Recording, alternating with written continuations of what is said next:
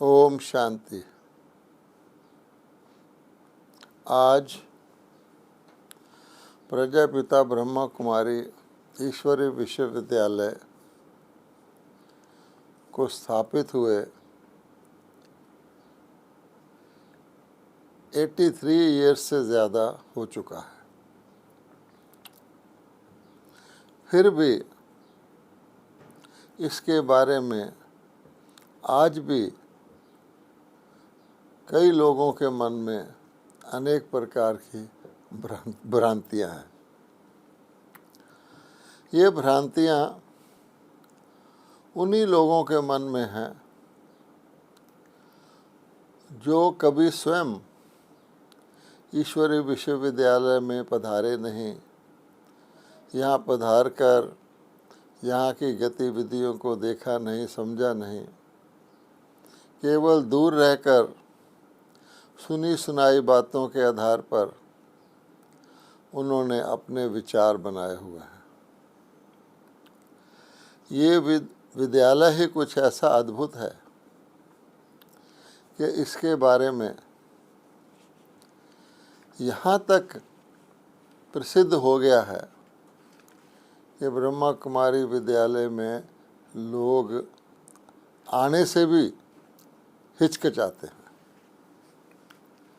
अगर किसी परिवार में किसी का पति कहे कि मैं ज़रा ब्रह्मा कुमारी में जाके कुछ देखना चाहता हूँ, तो उसकी पत्नी रोक देगी कि नहीं नहीं, वहाँ नहीं जाना, वहाँ जाओगे तो वहीं के होकर रह जाओगे। और इसी प्रकार से अगर किसी की पत्नी जाना चाहे तो उसका पति रोक देगा कि नहीं नहीं, ब्रह्मा कुमारी में बिल्कुल नहीं जाना, अगर जाओगी तो फिर ठीक नहीं होगा। और मान लीजिए कि दोनों पति पत्नी ही आकर के देखने को, सत्य जानने को तैयार हो जाएं, तो उनके मित्र संबंधी रोक देंगे, नहीं नहीं, ब्रह्मा कुमारी के बिल्कुल नहीं जाना, वहाँ जो जाता है बस वहीं का ही होकर रह जाता है। तो इस प्रकार की आज 83 ईयर्स होने के बाद भी भ्रांतियाँ प्रचलित हैं, जिसके कारण बहुत से भाई बहन इसकी सेवाओं से लाभ लेने से अभी तक वंचित हैं।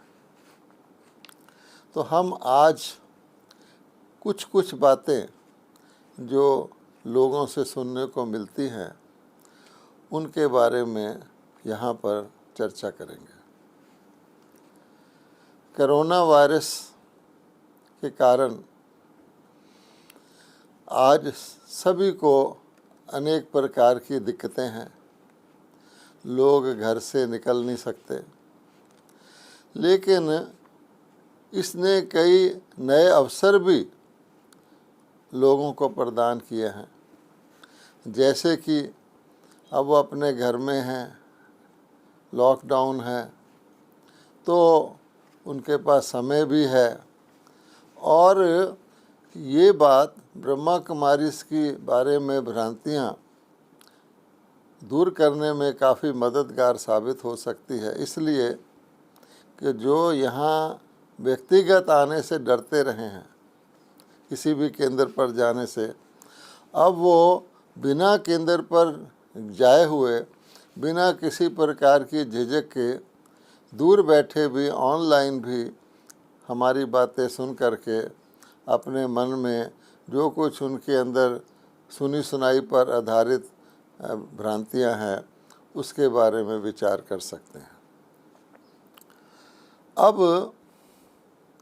पहली बात यह है कि लोग ये कहते हैं कि जो ब्रह्मा कुमारी के जाता है तो वो कहते हैं हमने देखा है उसके जीवन में टॉप प्रायोरिटी ब्रह्मा कुमारी का ज्ञान धारण करना बन जाता है, अन्य बातों को वो सेकेंडरी इम्पोर्टेंस देता है। वो कहते हैं हमने दुनिया में बहुत स्थान देखे हैं, धर्म स्थान देखे हैं, लोग वहाँ जाते हैं अपनी सुविधा के अनुसार, लेकिन ऐसा कोई संस्थान नहीं देखा जहाँ कोई व्यक्ति जाए और उसके बाद वो इतना चेंज हो जाए कि अपने हर जीवन में टॉप प्रायोरिटी ब्रह्मा कुमारी के ज्ञान को देना शुरू कर दे। अब ऐसा सचमुच है, और इसका उत्तर ये है कि हम सुनते आए हैं मानव जीवन हीरे तुल्य है, मानव जीवन को कौड़ी के बदले में मत गवाओ। सुनते आए हैं, लेकिन मानव जीवन हीरे तुल्य बन जाए, मानव जीवन श्रेष्ठ बन जाए, ये बनाने का अवसर लोगों को नहीं मिला।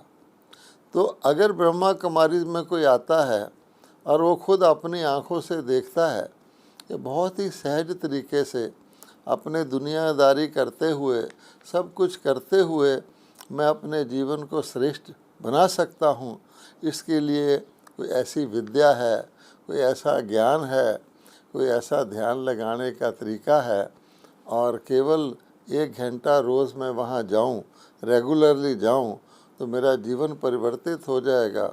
तो व्यक्ति अपनी समझ से इसको प्रायोरिटी देने लग जाता है, और वो समझता है कि ये एक ऐसी विद्या, ऐसा ज्ञान सुनाते हैं जिससे मैं सचमुच जीवन को अपना सफल कर लूँगा, इसलिए वो इसको टॉप प्रायोरिटी देने लग जाता है।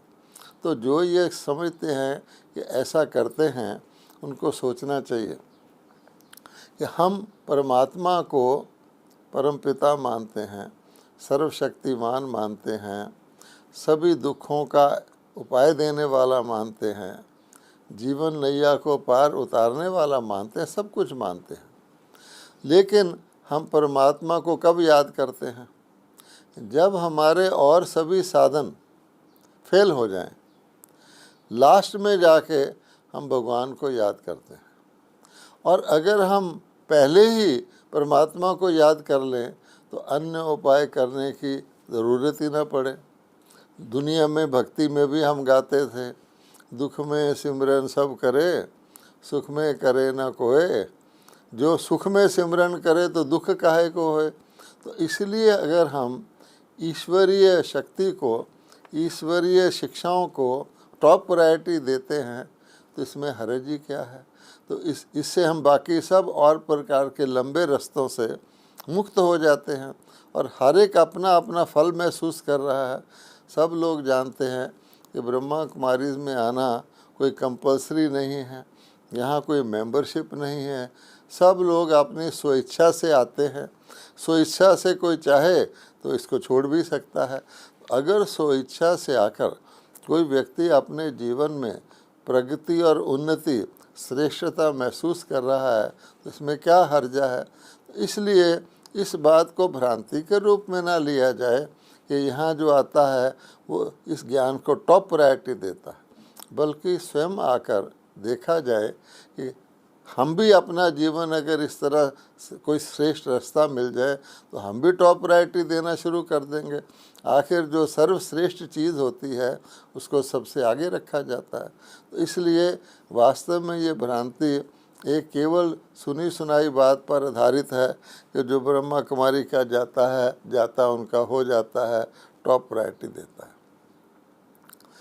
दूसरी बात जो प्रायः सुनने को मिलती है वो ये है कि जब कोई ब्रह्मा कुमार बनता है तो लोग ये पाते हैं कि हमारा संबंधी, हमारा रिश्तेदार जैसे हमसे दूर हो गया है, हमारे साथ उठता बैठता नहीं, खाता पीता नहीं, क्या हो गया इसको, ये अपने भोजन को भी अलग तरह से बनाता है। तो उसका उत्तर ये है कि आप देखिए कि वास्तव में हमने इस बात को आसानी से समझने के लिए हमने वो 3 बंदरों का चित्र तो देखा है, जिसमें क्या कहा गया है कि बुरा मत देखो, बुरा मत सुनो, बुरा मत बोलो और बुरा मत सोचो। अगर ये हम करते हैं, बुरा देखते हैं, बुरा बोलते हैं, बुरा सुनते हैं, बुरा सोचते हैं, तो हम जैसे इंसान नहीं हैं, बंदर के समान हैं। ये चित्र इसीलिए बनाया गया है। अब सबसे बड़ी बात ये होती है कि मनुष्य का भोजन क्या है। तो वास्तव में शरीर के भोजन की बात तो बाद में आती है। शरीर का भोजन तो पशु पंछी भी करते हैं, लेकिन मनुष्य का वास्तविक भोजन उसके विचार हैं। श्रेष्ठ विचार, शुद्ध विचार, वही आत्मा का भोजन है। तो हमें ये देखना है कि हम ये जो भोजन करते हैं, आँखों के द्वारा भी हम भोजन करते हैं। जब कहा गया कि सी नो इवल, बुरा ना देखो, तो आँखों के द्वारा हम आँखों को ये सिखाएं कि आँखें अच्छा देखें। आज आप जानते हैं सारे भारत के अंदर एक बहुत बड़ी, सबसे बड़ी चरित्र को गिराने वाली चीज़ है जिसको हम कहते हैं बुरी नज़र। हर ट्रक के पीछे लिखा होता है बुरी नज़र वाले तेरा मुंह काला। और आज बुरी नज़र समाज में कितनी फैल गई है। हमारे भारत के जो श्रेष्ठ देवी देवताओं का देश है उसके अंदर कितनी फैल गई है। अगर 80 वर्ष पहले का भी देखें तो कोई व्यक्ति किसी को बुरी नज़र से देखता था तो सचमुच उसका मुंह काला करके उसको गधे पर बिठाकर गांव में घुमा देते थे ताकि वो शर्मसार हो जाए। लेकिन परिस्थिति बदलते बदलते, क्योंकि हमने अपनी नज़र को नहीं संभाला, देखने को श्रेष्ठ नहीं किया, तो आज क्या हाल हो गया है। हम लिख तो देते हैं बुरी नज़र वाले तेरा मुंह काला। अगर सचमुच हम बुरी नज़र वालों का मुंह काला करने लगे तो शायद इतना काला पेंट भी हमें देश में नहीं मिलेगा। तो इसलिए ये ब्रह्मा कुमारी में जब जो शिक्षा मिलती है कि तुम श्रेष्ठ हो, दूसरे को भी श्रेष्ठ देखो, हर एक का सम्मान करो, विशेष तौर पे नारी का सम्मान करो। आज हमारे घर की बहू बेटियां कितनी खतरे में है, उनकी इज्जत खतरे में, सब लोग जानते हैं। और यही देश देवी देवताओं का देश था। और हम कहते भी आए हैं कि जहाँ नारी का सम्मान होता है वहाँ देवता बसते हैं। तो ब्रह्मा कुमारी ये शिक्षा बचपन से जो भी ब्रह्मा कुमारी में आता है उसको ये प्रथम शिक्षा दी जाती है कि जैसे तुम अपने बहन का सम्मान करते हो, उसकी इज्जत को बचाने की कोशिश करते हो, ऐसे हर एक को उस नज़र से देखो। इसी प्रकार से बुरे विचार की बात है तो हम अच्छे विचारों का भोजन करें। कोई हमको आकर के, दुनिया के लोग आजकल क्या सुनाते हैं आप सब जानते हैं, तो अपने सुनने के अंदर भी हम ध्यान रखते हैं कि भाई क्या सुनना है जिससे हमारा मन श्रेष्ठ बने। आप भजन सुनते हैं तो आपके मन में और तरह के विचार आते हैं, और आप कोई अश्लील गीत सुनते हैं तो आपके मन में और तरह के विचार आते हैं। ये सब जानते हैं, इसीलिए बोलने की बात है। तो इसके साथ साथ अगर व्यक्ति अपने आहार को भी शुद्ध रखता है, क्योंकि कहा जाता है जैसा अन्न वहाँ मन वैसा मन। हमारे देवी देवताओं का अन्न कितना शुद्ध और सात्विक था। तो अपने हम क्या देखेंगे, हम मंदिर में जाते हैं, गुरुद्वारे में जाते हैं, तो वहाँ पर जो हमें प्रसाद मिलता है वो भी भोजन ही होता है, लेकिन वो भगवान को अर्पित किया हुआ, देवताओं को अर्पित किया हुआ होता है। तो हम उसको मानते कि बड़ा शुद्ध अन्न हो गया। उसको हम कितने सम्मान से देखते हैं। अगर उसका टुकड़ा भी धरती पर गिर जाए तो उठाकर माथे से लगाते हैं, अकेले नहीं खाते हैं, बांट के खाते हैं। तो इस प्रकार से ब्रह्मा कुमारी में अपनी आत्म शुद्धि के लिए, अपने विचारों की शुद्धि के लिए, साथ साथ अपने लौकिक आहार को भी सात्विक बनाने का, उसको भगवान को अर्पित करके बनाने का, परमात्मा की याद में बनाने का और परमात्मा को भोग लगा के खाने का एक सिस्टम है। इसलिए वो दूसरे लोग ये समझ, क्योंकि वो ये नहीं करते हैं, केवल मंदिर के भोग को ही प्रसाद मानते हैं। हम कहते हैं हमारा हर भोजन क्यों ना प्रसाद बन जाए, तो लोगों को इस तरह की अजीब बात लगती है। लेकिन ब्रह्मा कुमारी में तो परिवारों के परिवार में ये रोज़ का रूटीन बन गया है।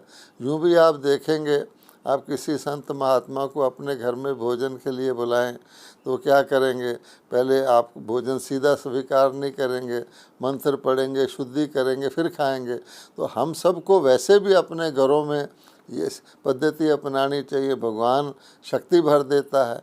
तो इसलिए लोग इसको भी विचित्र ढंग से देखते हैं, क्योंकि वह अचानक परिवर्तन देखते हैं तो समझते हैं कि पता नहीं ये हमारे दुनिया से न्यारे हो गए, हमारे लोक से न्यारे हो गए।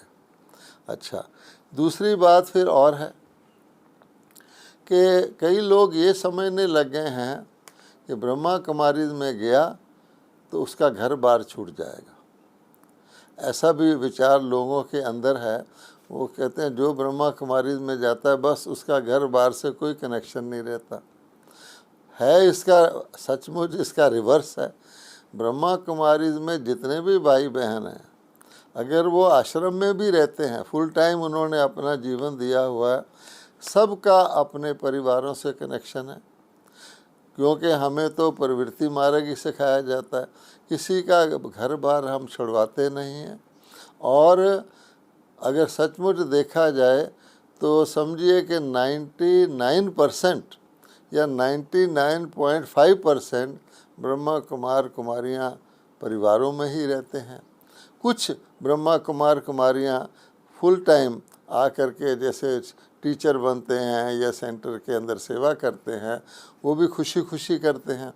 दुनिया के अंदर भी कईयों के रिश्तेदार मिलिट्री में भर्ती हो जाते हैं तो वहाँ जाके सेवा करते हैं।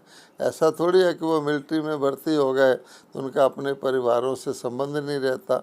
वास्तव में परिवारों की पालना करने के लिए तो मिलिट्री में भर्ती होते हैं। ऐसे कई प्रकार के प्रोफेशन में लोग चले जाते हैं। राजदूत बन के एक व्यक्ति विदेश में चले जाता है, कई साल वो विदेश में रहता है, पर उसके रूट्स तो अपने देश में रहते हैं ना, अपने परिवारों से संबंधित तो रहता है ना, अपने दिन त्यौहार तो मनाता है ना। तो ये भी एक प्रकार की भ्रांति है, क्योंकि लोग समीप नहीं आते, इसको देखते नहीं हैं। आज तो लाखों परिवार ब्रह्मा कुमारी के हैं जो लोगों के पड़ोस में आसपास रहते होंगे, उनसे मिलकर लोग समझ सकते हैं।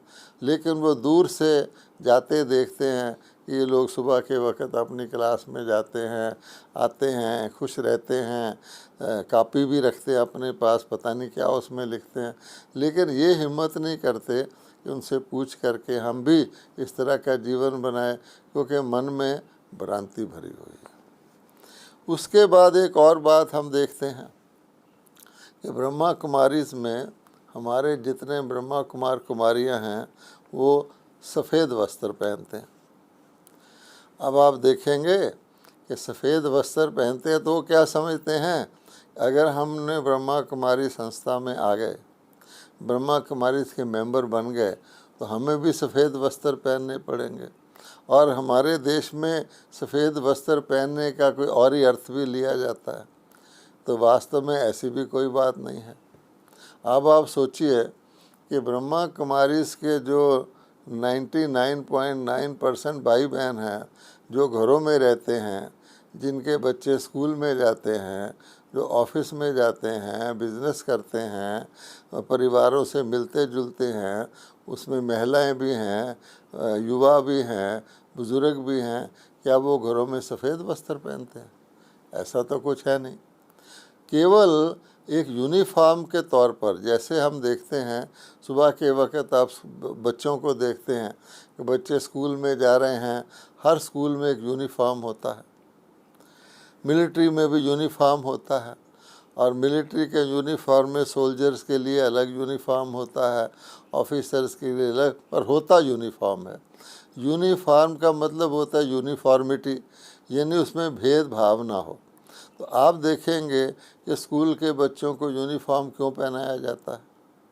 इसलिए कि स्कूल के अंदर बच्चा पढ़ने जाता है तो बच्चे को टीचर पढ़ाता है, एक जैसी शिक्षा देता है, लेकिन बच्चा ये ना समझे कि मैं एक क्लर्क का बच्चा हूँ, कोई दूसरा समझे मैं तो तहसीलदार का बच्चा हूँ, तीसरा कुछ और समझे। क्योंकि अगर अलग अलग घरों से आएंगे, अलग अलग तरह के वस्त्र पहनेंगे तो बच्चों के अंदर बैठते हुए भी भेदभाव आएगा।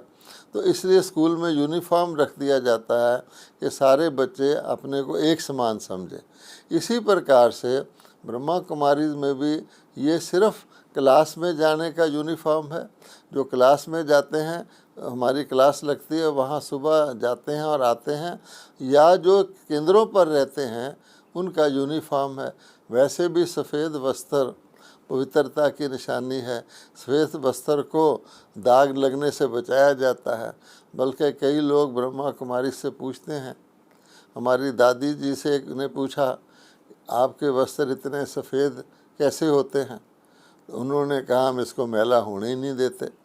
तो इसलिए ये कोई ना समझे कि ब्रह्मा कुमारी में आने के लिए सफ़ेद वस्त्र पहनना कंपलसरी है। बल्कि हमने स्वयं देखा है कि कई बार हमारी बड़ी बड़ी गैदरिंग्स होती हैं, जैसे माउंट आबू में हमारी गैदरिंग्स होती हैं, अन्य बड़े स्थानों पर, अगर कोई व्यक्ति वहाँ रंगदार वस्त्र पहन के आ जाता है तो अपने आप ही वो फील करता है कि नहीं नहीं, ये मेरा ऐसा लग रहा है, मैं अजीब अजीब सा लग रहा हूँ। क्योंकि जैसा देश वैसा वेश होता है, वो पहले जा कर के वस्त्र चेंज करके आता है, तो प्रभाव रहता है, तो सात्विकता रहती है, तो सफ़ेद मन भी सफ़ेद रहता है। इसलिए हंस को भी सफ़ेद दिखाया जाता है। इसलिए ये कोई कंपल्शन नहीं है। ब्रह्मा कुमारी में कोई व्यक्ति किसी भी प्रकार के वस्त्र पहन के आ सकता है। तो इसको भी लोग मिसअंडरस्टैंड करते हैं, क्योंकि दूर से देखते हैं तो वो समझते हैं कि ये इनका ये कंपलसरी है। ब्रह्मा कुमारी का हर चीज़ इजी है, हर चीज़ स्वाभाविक है, इसलिए इस बात का कभी किसी को ख्याल नहीं करना चाहिए। फिर हम लोग सारे जितने भी आज के लोग हैं, वो पहले हम ये मानते थे कि गृहस्थ एक आश्रम है, नाम ही है गृहस्थ आश्रम। अगर हम देवी देवताओं के जीवन देखें तो सारे हमारे देवी देवता गृहस्थी थे। चाहे राधे कृष्ण हैं, सीताराम हैं, लक्ष्मी नारायण हैं, गौरी शंकर हैं, सारे के सारे प्रवृत्ति मार्ग वाले थे, शुद्ध प्रवृत्ति थी। तो उस गृहस्थ को हम कोई जंजाल या झंझट तो नहीं कहेंगे, गृहस्थ आश्रम ही था। लेकिन आज हमने अपने आप अज्ञान के वश अपने आपसी संबंधों के अंदर असमरसता ला करके एक प्रकार का घर के अंदर झगड़ा करते रहते हैं। तो इसलिए आज हम लोग गृहस्थ को जंजाल कहते हैं। और यहाँ तक हो गया है कि लोग ये मानने लग गए हैं कि किसी ने परमात्मा का रास्ता लेना हो तो उसको चूज़ करना पड़ेगा, या तो तू गृहस्थी बन जा या फिर तू सन्यासी बन जा। अगर तूने भगवान का रास्ता लेना है तो ये गृहस्थ व्यवहार, बिजनेस, शादी, पैसा, ये सब मोह माया है, इसको तू छोड़ेगा नहीं तो तू परमात्मा के रास्ते नहीं लग सकता। लेकिन वास्तव में ऐसा तो नहीं है। तो इसलिए ब्रह्मा कुमारी ने तो गृहस्थ को आश्रम बनाया है। आज आप किसी भी ब्रह्मा कुमारी जो फैमिली वाले हैं उनके जाकर देखिए, उनके बच्चे भी हैं, पोते भी हैं, दादा भी हैं, कितने प्यार से रहते हैं और सचमुच वो फील करते हैं हमारा गृहस्थ जो है आश्रम बन गया है। तो ये सोचना कि ब्रह्मा कुमारी गृहस्थ को तोड़ फोड़ कर देते हैं, ये भी गलत फहमी है। शुरू में ऐसा हुआ था कि कई लोग जो हैं मजबूरी करके, यानी समझिए कि उस वक़्त ये नॉर्मल नहीं गिना जाता था कि कोई घर गृहस्थ में अच्छी तरह से प्रेम प्यार से भगवान को याद करके रह सकता है। तो लोग खुद ही कोई ब्रह्मा कुमार बने, उसको कहते थे, देख या तो तू हमारे कहना मान, हमारे साथ गृहस्थ में रह, नहीं तो तुझे जायदाद से वंचित किया जाएगा, तुझे घर से निकाल देंगे। कुछ ऐसी घटनाएं हुई जिसमें उन्होंने घर से उनको निकाल दिया, तो मजबूरी के कारण वो आश्रम में रहने लगे।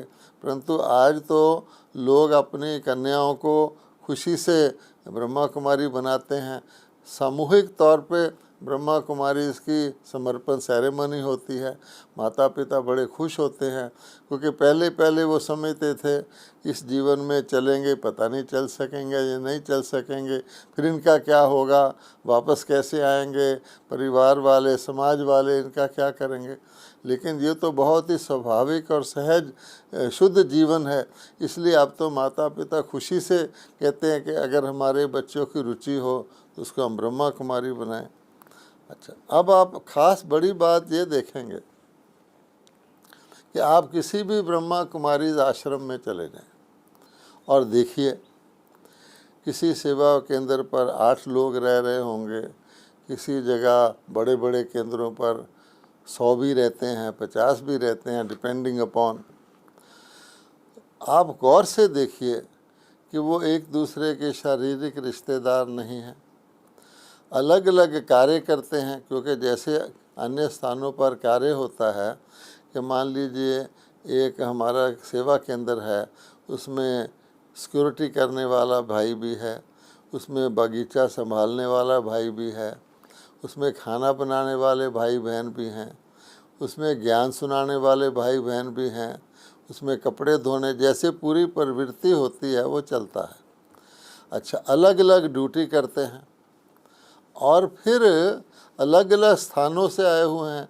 अगर आपने नेशनल इंटीग्रेशन देखना हो, कि जिसको कहते हैं कि इमोशनल इंटीग्रेशन देखना हो, तो किसी ब्रह्मा कुमारी केंद्र पर आ जाइए। कोई व्यक्ति आसाम का होगा, कोई मद्रास का होगा, लेकिन आप दंग रह जाएंगे कि ये क्या, कि हमारे घर के संबंधी रिश्तेदार, खून के रिश्तेदार, वो भी इतने प्यार से नहीं रहते, ये तो इतने स्नेह और प्यार से रहते हैं। कौन सी शक्ति इनके अंदर है, कौन सा इनके अंदर भावना है कि ये ना केवल स्वयं प्रेम प्यार से रहते हैं। आप वहाँ जा कर के किसी भी केंद्र पर जा कर के देखिए, वो खुद आपको फील होगा, इतना प्यार तो हमें घर वाले भी नहीं देते। सच्चा दिल का रूहानी प्यार करते हैं। तो ये भी एक देखने की चीज़ है। इसलिए इस बात को भ्रांतियों के कारण बहुत सारे भाई बहन ब्रह्मा कुमारी के सेवाओं से लाभ लेने से वंचित हैं। हम समझते हैं कि आज क्योंकि हम सब लोग लॉकडाउन में हैं और आप बिना ब्रह्मा कुमारी के आश्रम में आए, बिना झिझक के आप ये सब बातें सुन रहे हैं, इन पर विचार करिए और वास्तव में देखिए क्या ऐसा है। एक छोटी सी संस्था उस छोटे से रूप में शुरू हुई थी, आज उसने इतना विशाल रूप धारण कर लिया। तो आज इतना ही, इस पर आप विचार करें, बाकी हम अगली बार आपसे चर्चा करेंगे। ओम शांति।